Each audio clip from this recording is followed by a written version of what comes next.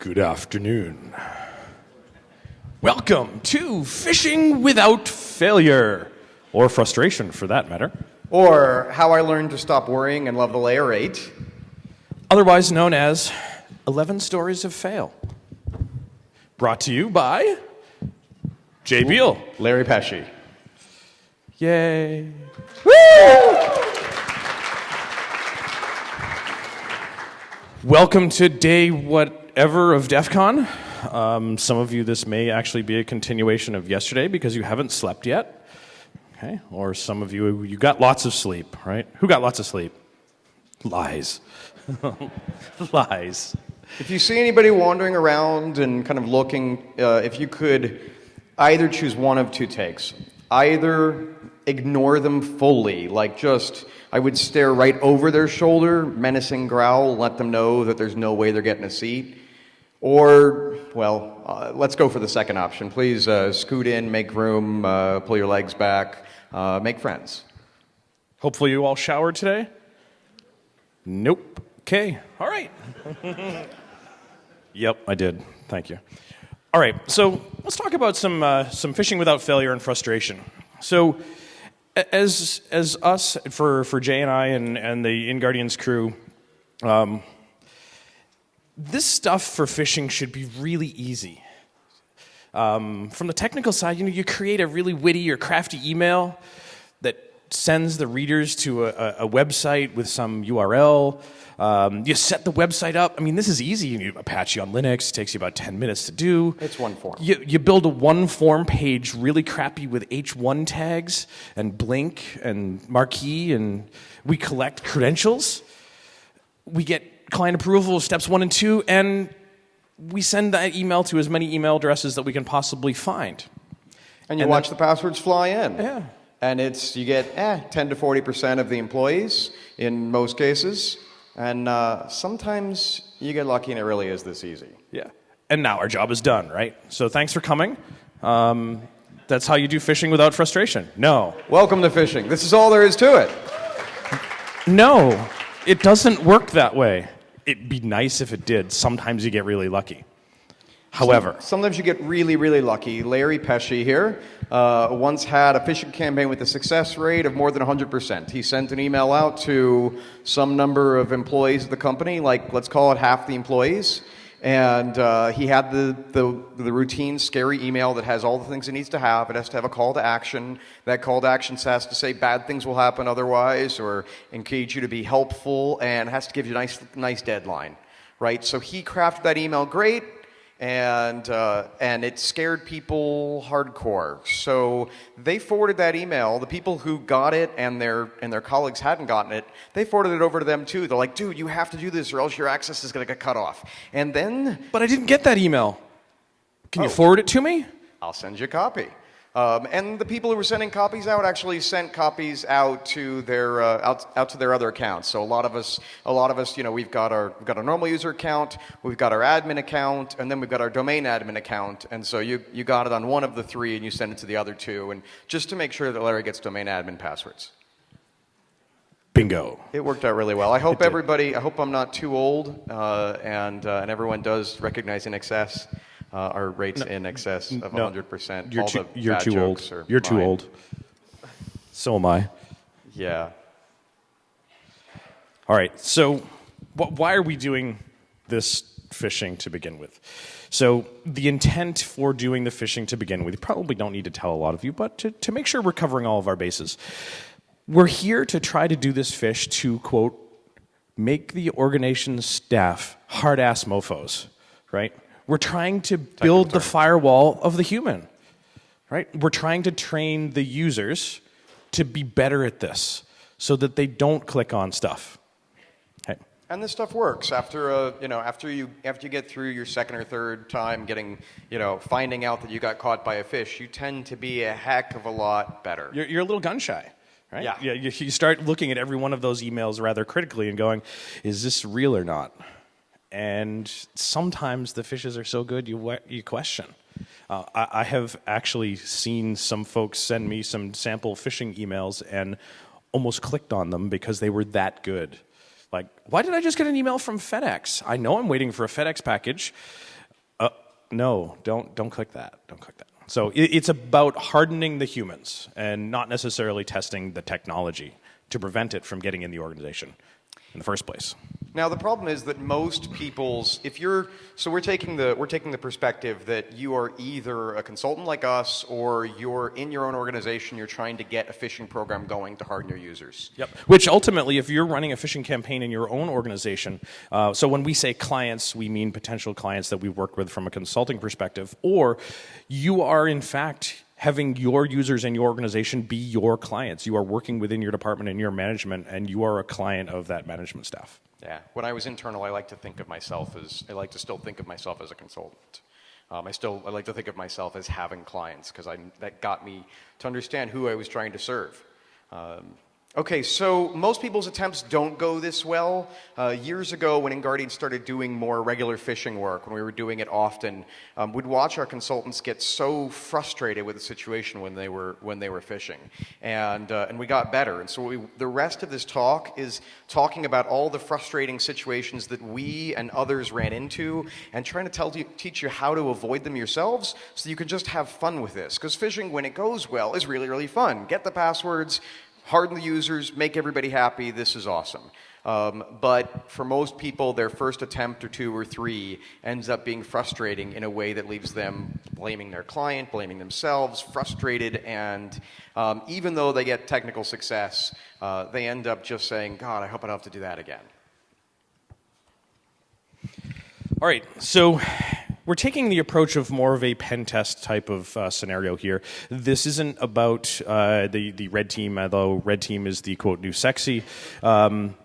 We do that too, but we're talking a little bit more about doing a generalized base attack as opposed to a very specific targeted red team type of attack. Okay. We're going to share 11 stories of our failures and the solutions that we found that seem to work really well to avoid those.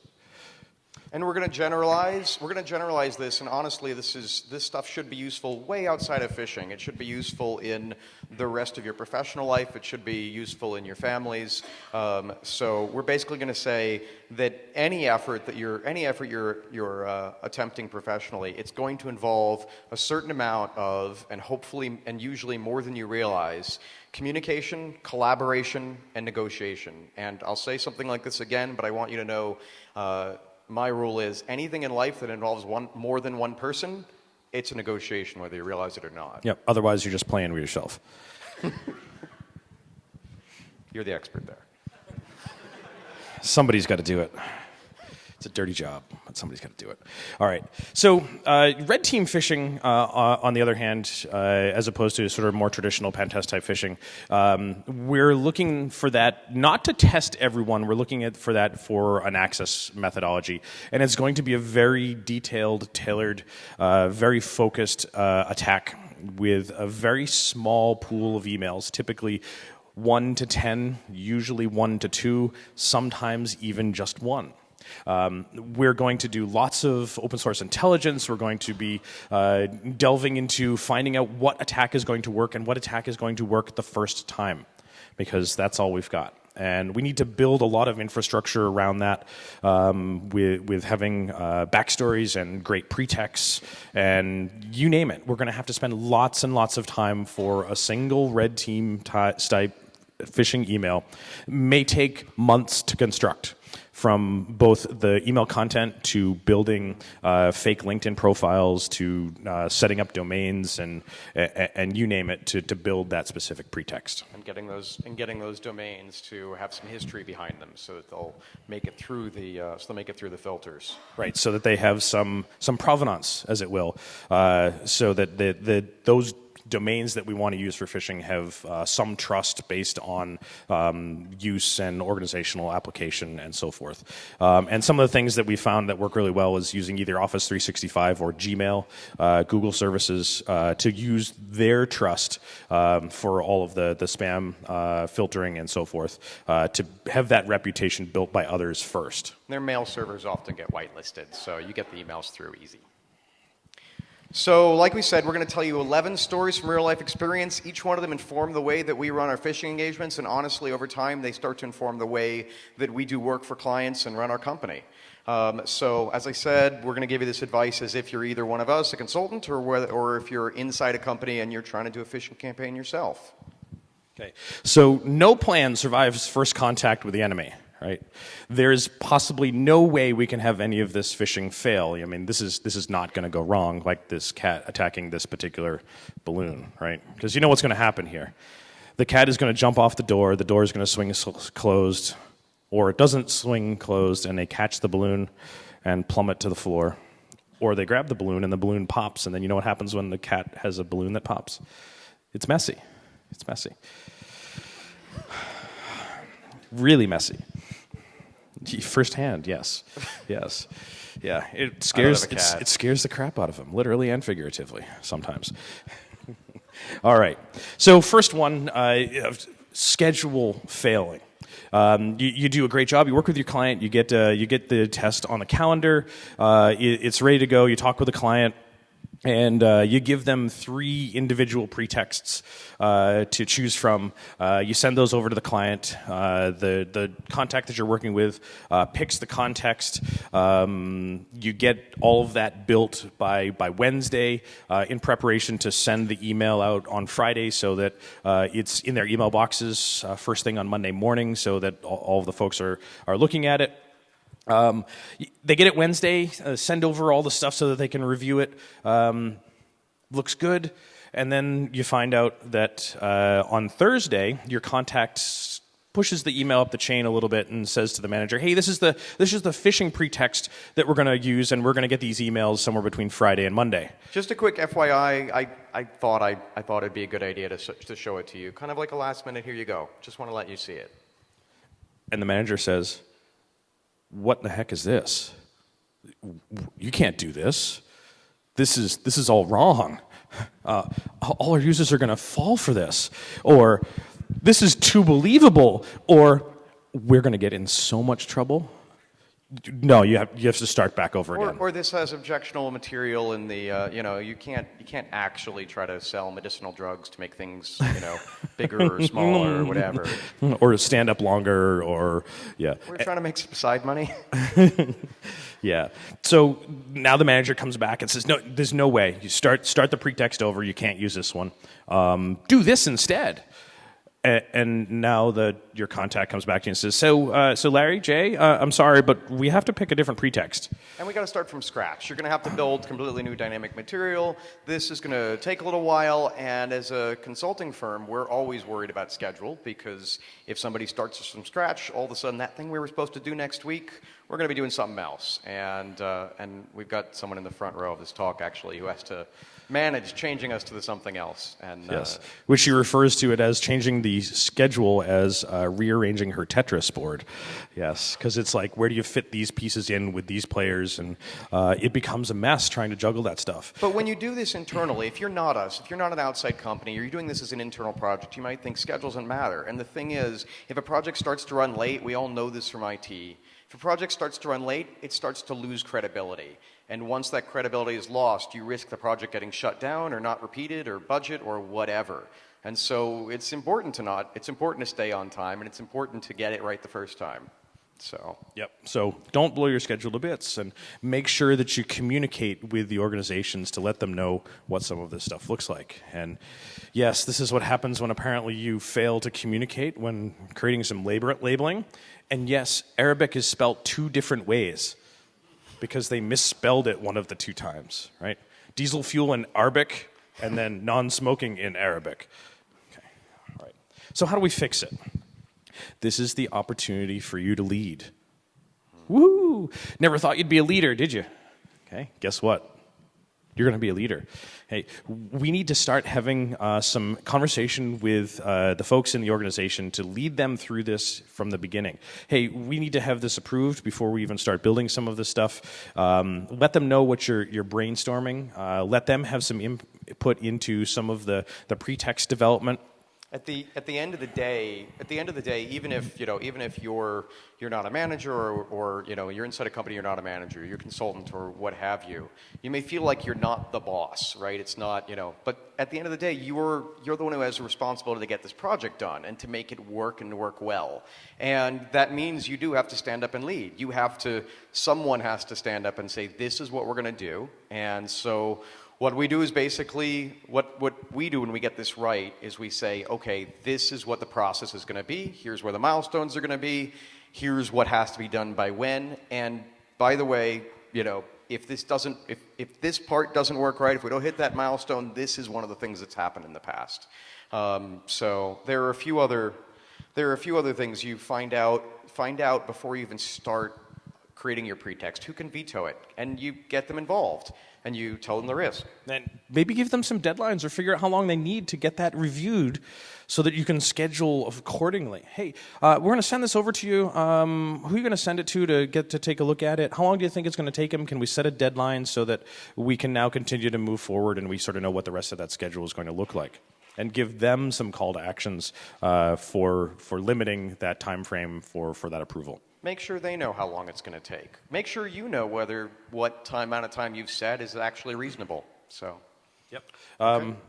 Don't build your entire prototype of your pretext until you actually have approval. Like, don't spin your wheels building this huge thing for your pretext, all the background of the pretext, to find out that I just wasted 40 hours building this pretext and it's no good. Well, maybe I can use it on another client, but depending on how tailored it is to that individual client, maybe not so much.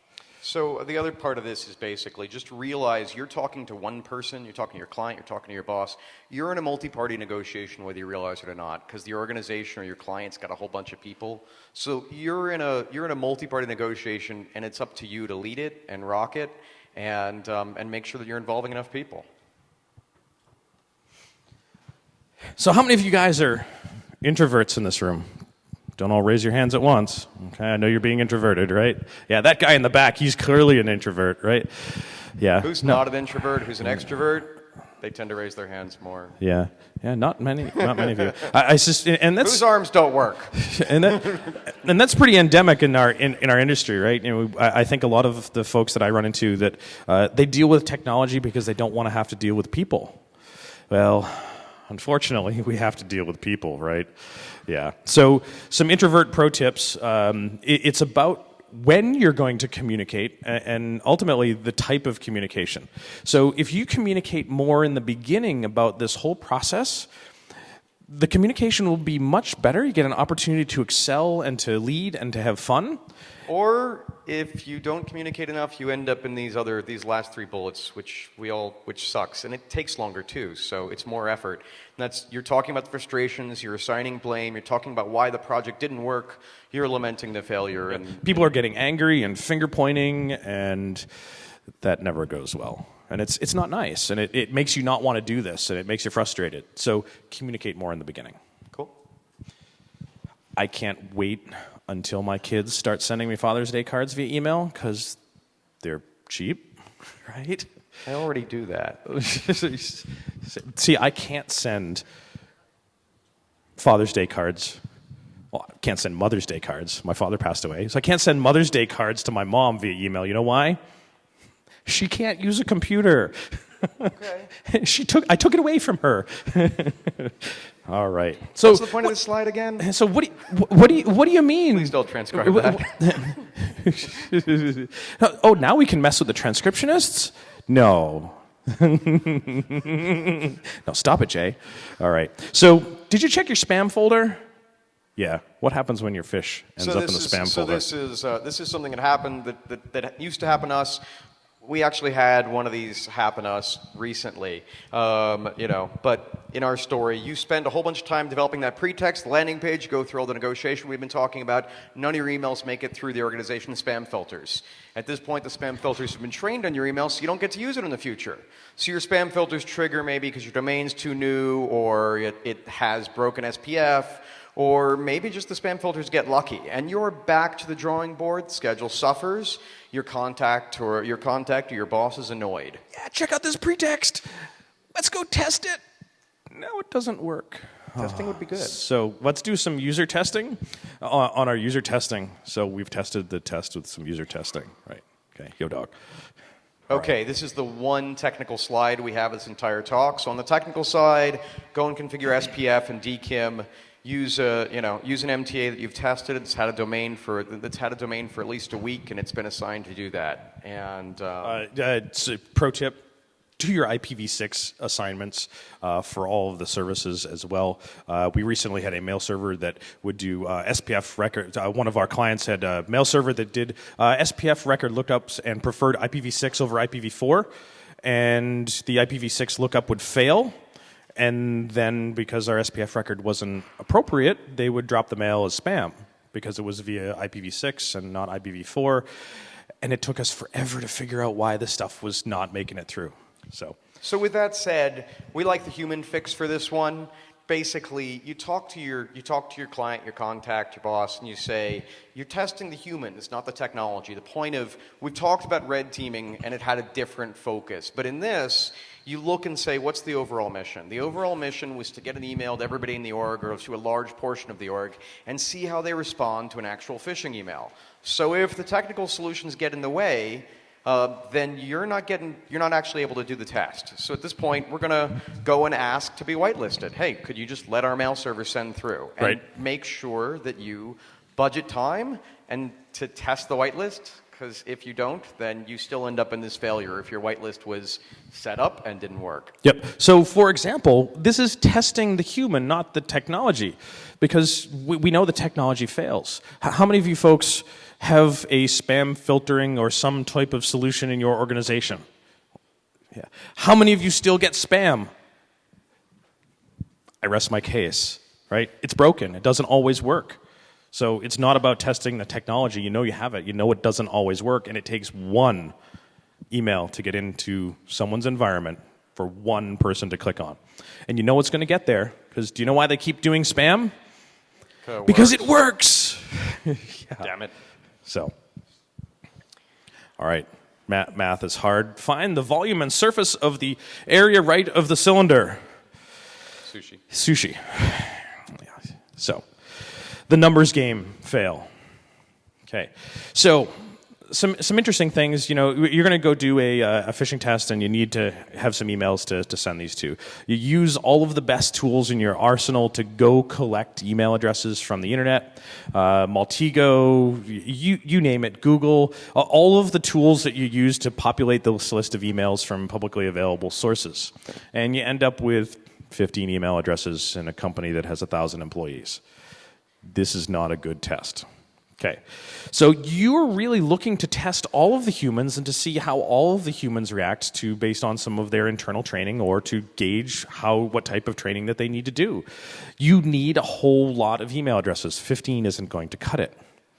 The thing is, the black hats, they get to brute force the mail servers to find valid email addresses. They get to send you tons of spam to do that. They get to buy mailing lists, and if they're particularly questionable, this guy named Bob, they can go and say pull all the pager traffic if their client or their target, well, not their client, if their victim is say a hospital nearby with tons of pagers going. That'll get you some addresses. Yes, that'll get you some addresses. So, math, why are you so hard?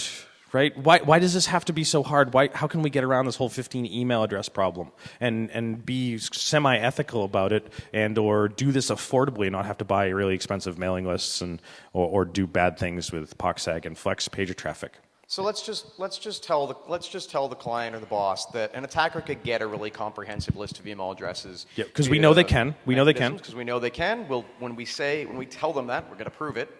Yep, I can brute force every email address at your mail server. You're not going to like it.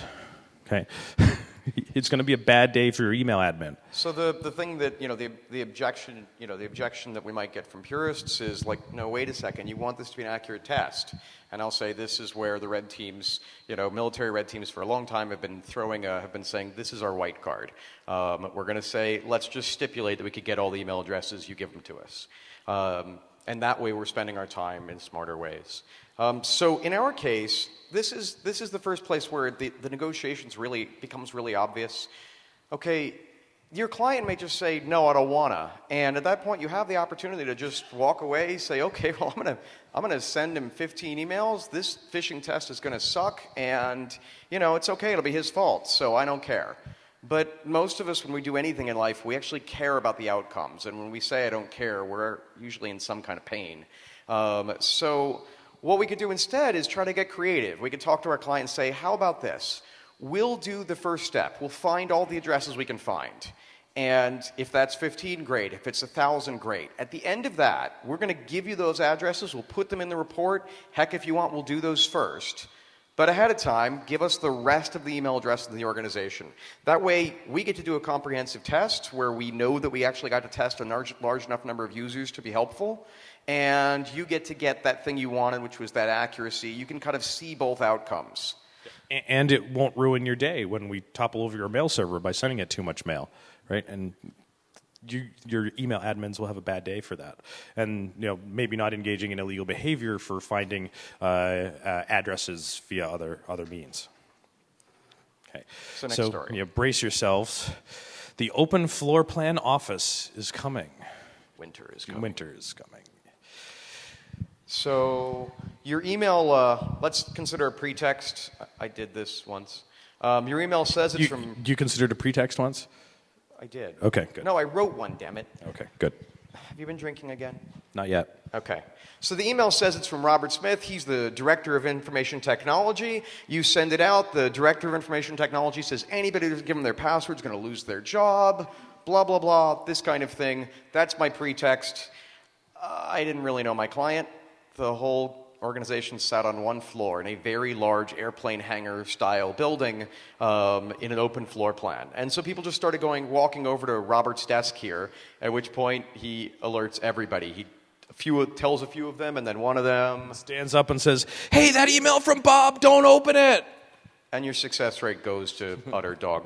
Yeah, what success rate? Yeah. Yeah.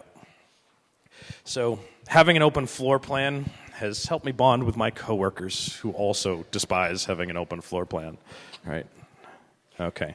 So know your target. Know what the environment looks like as part of developing that pretext, because again, you want to help the folks that you're testing to become better. You want to have some good success and not have the alerts. You want to test individual people and not have that alert go out necessarily so that all those people can get tested. Talk with your client about what does the office look like. Hey, who may be a good person in the organization for us to send an email in from if it's a legitimate source? What day is he going to be on vacation so they can't go over to his office and knock on his door and see, hey, did you send that email? No, find out when he's going to be on vacation. Find out where people sit in the organization. Is it difficult for them to potentially go ask those folks?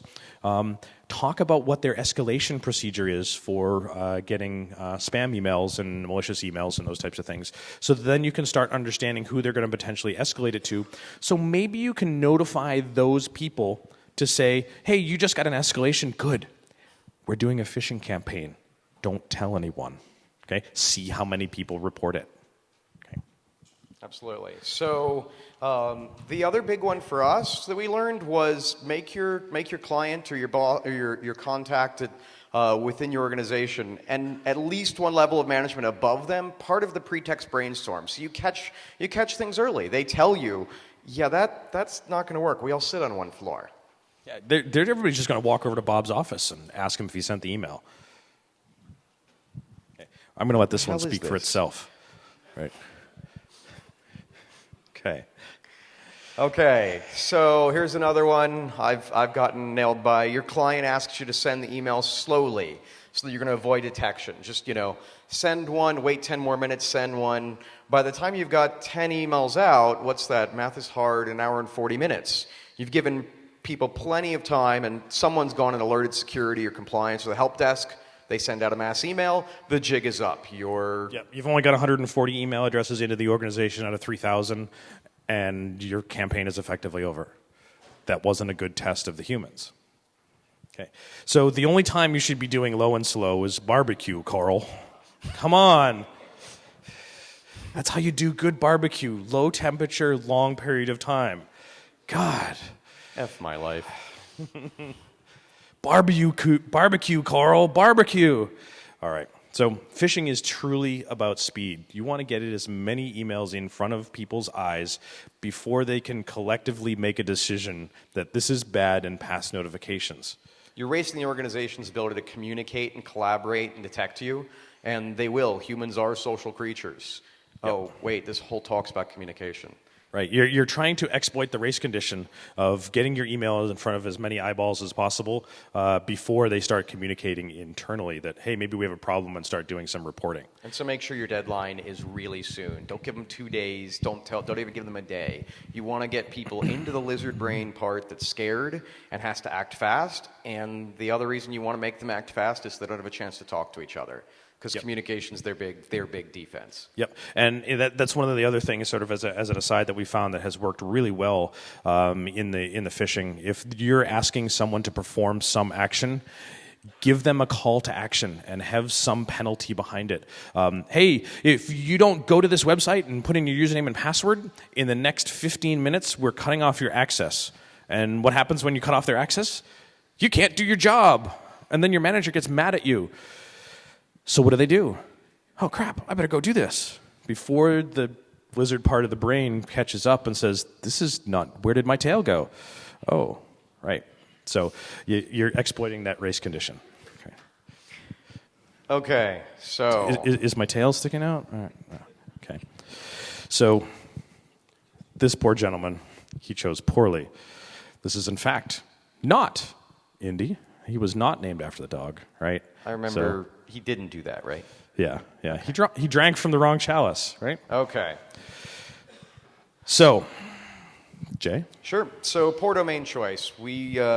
Everyone learns this one really early on. You choose a domain badly. One of the great things that most noobs will try, and I'm not going to admit whether I've done this too, is they will pick. They've got their target Eli Lilly, and we've never done work for Eli Lilly, so I felt safe putting them in here. Hopefully. They just happen to have a company name that has lots of I's and L's that can be replaced with ones. So, you try something along the lines of changing an L or an I to a 1, or changing an I to an L or an L to an I. The problem is... Font collision attack. Nice. The problem is the employees are trained to catch this. This is like one of the few things that user awareness training does tend to get consistently right across the organization. So nobody's fooled, your numbers are awful, and everyone says... they don't do good phishing tests. You don't want that to be you. Nope. So choose wisely, right? Okay. Drink from the woodcutters, the carpenter's chalice, right? Not the most lavish one, because that's not the right one. Okay. So pick a really good domain. Use the customer, or use your name in the domain, but add additional quote entropy to it. In this case, say Eli Lilly benefits, or pick a domain that you can use for multiple clients, and then use subdomains per to sort of make it look like maybe you've partnered with a third party, so that they now have multiple subdomains for each one of the clients and so forth. And honestly, figure out what will work. So you're going to come up with those ideas, and before you just stand up the domain and go on ahead, go and talk to your client, but also go and talk to your coworkers. One of my coworkers that's sitting in the front row, John Sawyer, is the one who got me to pick better domain names and told me what kinds of things worked. And one of the other coworkers who's also sitting up front is the guy who said, we should use domains, we should buy domains, keep them for the long term, and start using subdomains of those. And honestly, just talk to other people and collaborate. That's the biggest thing so phishing is one of those things where we all just think, okay, it's a one-person job. I'm going to sit down, I'm going to do it myself. And then whatever goes wrong, you're like, shit, we could have avoided that. But if you talk to more people, whether it's at your client, whether it's in your company, that collaboration ends up producing better results. Yep. Don't do it in a vacuum. So what if your client, this is where we're going to break from a story or talk a little bit more about this story. What if your client is the one who asked you to take their Eli Lilly domain name or what have you and change the L to a 1? So the client, in fact, wants to choose poorly. The client wants to choose poorly. You know it's not going to work. You know why it's not going to work, or you think it's really unlikely to work all that well. And now you have to realize you're in a negotiation. You can just say, he made me do it. He made me pick a bad domain, so it didn't work out so well. It's all his fault. Who cares? I don't care. Yeah, screw that. As humans, that's not what we're about. We care about what we do. Yeah. So we want to make it better. So realize that this effort's about collaborating, about communicating, about negotiating. So the easiest way to lose in a negotiation is to not realize you're in one. And you're basically always in one. But sometimes that means that you have something besides just yes or no, besides just go with his idea or stomp your feet on your own idea, and that's to get more creative. Sometimes that's as simple as just saying, okay, I'm not really as sure about that one. Before we lock in on it, can we brainstorm as part of a larger group? Can we get some more people from your organization in? And yeah, somebody else calls bull on the domain, and that makes it easier. Yeah. Some more choosing poorly, right? The amount of people who has incorrect grammar is too damn high. So one of the ones we used to get hit with early on, the client would ask us to use broken grammar and spelling to simulate what they get. You get frustrated because you know that'll lower your success rate. Heck, maybe you go ahead and do it. And you send out the broken grammar. You end up frustrated. The client's given his company a false sense of security. So by winning the negotiation, when the client was pushing you to use the broken grammar, he just lost. And that's my number one rule of negotiating. If anyone loses, everyone loses. It's kind of like the if mama ain't happy, ain't nobody happy. It's actually if anybody ain't happy, ain't nobody going to be happy. Yep. So, grammar Nazis be like, wait, no, are like. Okay. All right. So, communicate with the organization and tell them how exactly that happens, that the broken grammar actually reduces the effectiveness of testing the humans. They're trained. They know that if you're sending email to look like it's coming from a company as part of a phishing campaign, to have it be somewhat legitimate, and there's incorrect grammar, do you think many people send out emails as their corporate organization as part of some marketing type of thing with incorrect grammar? Probably not. Not usually, because that probably goes through about 12 rounds of proofing. And absolutely. Now start going and digging into your spam and showing them to the people you're working with, like, look, I just got this email. It was spam. And the grammar is immaculate. This is key. Like if you're in that situation, it seems like the client just won't listen to reason. Your goal, or your boss won't listen to reason, what have you. Your goal is to kind of take a breath, stay present, and get creative. And if you can just stick with it and try again, you'll often get a much better result. And so it's like, okay, well, tell me more about what your concern is. Why are you digging your heels in? And they say, all the stuff we ever get has broken grammar. And you say, okay, let me show you some of the stuff that I get that isn't. And that ends up being convincing. And be willing to do both. Send some with broken and send some with good grammar, and send it to two disparate groups within the organization and see how the numbers turn out. And that's where creativity gets you that better result. Yep. So I love this one. Some cops are Jedi. They're just holding this fence back with the Jedi mind trick. Right? Okay. So sometimes your fish is so good that some federal authority gives you a call and said, what in the hell are you doing? Yeah. So, yes. Why? Because in many of the cases, the organization that you're sending the email into doesn't involve enough people to tell them that, hey, we're doing a phishing campaign. And then they escalate appropriately, and they escalate way too far. And when we've had this kind of thing happen a couple times, and when it happens, it usually starts with the engagement where the client says, the only people who are going to know about this phishing exercise are me and my boss. We're both on the phone. No one else is going to know about it. Not the help desk, not HR, not legal. Not audit, not whoever. No one. And then what happens? They get one. It goes to some C-level manager, and the C-level manager freaks out and says, oh my gosh, this is super illegal. We need to report this.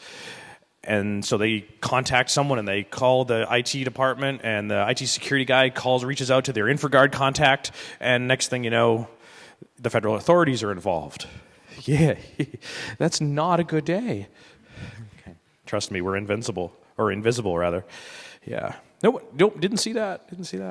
Okay. So like we said before, this is your project. Whether you're the outside consultant, whether you're a mid-level manager, whether you're the person lowest in the totem pole, nobody works for you. Realize you have to lead.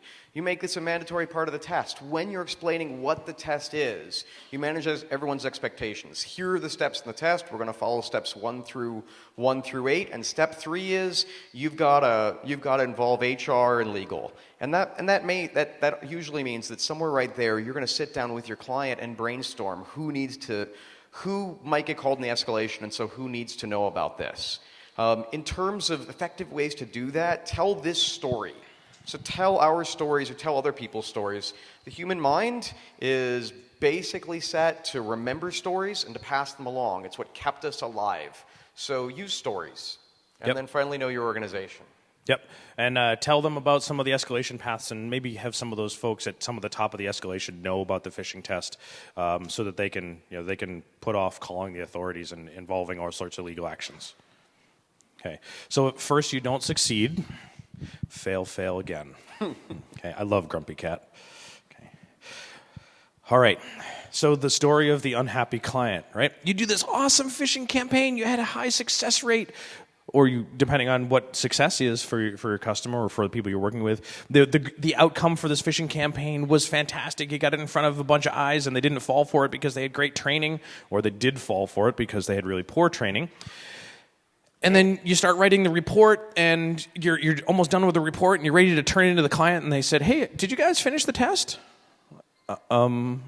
Like 2 weeks ago? Yeah. And maybe just otherwise, you do the test, you achieve great results, you feel like it was totally success, and your client, if you're outside, or your boss just feels like the effort didn't go well. They didn't feel the love. Hey, they didn't feel like they're getting how many results? communication. Hey, how many results? That's the other one. Hey, how many results? What if your client or somebody calls you every 30 minutes? You're trying to get your darn job done. You're trying to do the phishing, and you keep getting all these phone calls. What do you do about it? How many results? Yeah. Success. All right. Happy client is a good client, right? A good client is a happy client, okay? Set some expectations about the types of communication you're going to give to them during the engagement. Manage their expectations. Hey, we're going to give you some updates, a couple of times on the first day, because it's typically when a lot of the results come in. And then I'm going to call you end of the day tomorrow, and I'll call you the end of the day after that, let you know how many results. And then we'll let you know when it's over, and when it should be over, the call to action. But some people are still going to do stuff after the call to action, so we'll let you know when some of these come in while we're writing the report. So next thing you know, you're going to write the report. We'll tell you when the report will be there. Set the stage for when you're going to do the communication, so there's no surprises. Manage expectations. And then finally, empathize with your client. Your client usually has been rooting for this for a long time, or your boss has been rooting for some kind of security test for a long time because they think that there's something to be worried about. Yep. Don't reinvent the wheel. Okay. Don't do this every time you do a phishing campaign if you do multiple. Even if you're doing it in your own organization, retain the infrastructure that you built and fix the infrastructure based on lessons learned from your engagement. Don't spool this stuff every time. What we found many years ago is that when we were doing this stuff, every one of our consultants would spool up new infrastructure for every test, and every one of them did it differently. And everyone had different problems. And we weren't learning anything. Yeah, because we were too busy trying to fix problems. Okay, so we want you to fail more. Okay, you guys are so innovative, right? Create, maintain, and publicize. The fix is either use existing good free tools, we like Phishing Frenzy a lot, or develop your own. And whatever you choose, lock in on it for a while and teach everybody how to use it. Maybe even record that. Maybe even record when you teach everybody how to use it, so you can get everybody on the same page. And that means that every assessment you do after that makes you better at doing this. Because now, if you build onto the infrastructure, you're building a capacity you didn't have before. Yep. So automate and script it so that you can reuse it multiple times. Okay. I love this one. Roses are red. My name is not Dave. This makes no sense. Microwave. Right? Okay. Sounds like my poetry. What are you talking about exactly? We have no idea what we're talking about because we didn't follow up with the right people after the engagement to see how they thought it went. Okay. What did they do after the campaign? And this is one we didn't even know was a failure. This is one we didn't even know we were failing at. So, because we had an unknown hard error, right? We had no idea what the outcome was. and we learned when a client called us and started telling us about the results of the phishing. They said, okay, ever since you did that phishing, you've raised our reporting rates, you've reduced our click rates, because they're still testing themselves. And they said, we're getting higher report rates, we're getting what we want. And I said, holy, I've never bothered to ask a client before how that worked out for them. Like, I'd come back to them a year later, but I didn't ask them for specific numbers. And yeah, find out. Yeah. So needless to say, we've done a lot of frustration with phishing to the point that Mr. Beale used to have hair. Okay. I pull it all out. All of it. Okay. So the overall lesson, what's the takeaway? Phishing is all about collaboration. Okay. Again, if you're having a conversation with two people, you're having a negotiation whether you know it or not. Jay and I negotiated several times on this stage. We did, and before here, and with goons. So most of the failures we've been describing are failures either to think ahead and communicate, collaborate, and lead. Even when that means lead with. Yep. So we hope that you'll use these stories to persuade and plan and win at phishing, at your work, at life, for whatever definition winning is. Remember the final story. Remember the final lesson. If anyone loses a negotiation, everyone loses. So don't lose. Yeah. Right. Cool. And don't let the other half lose. Thank you.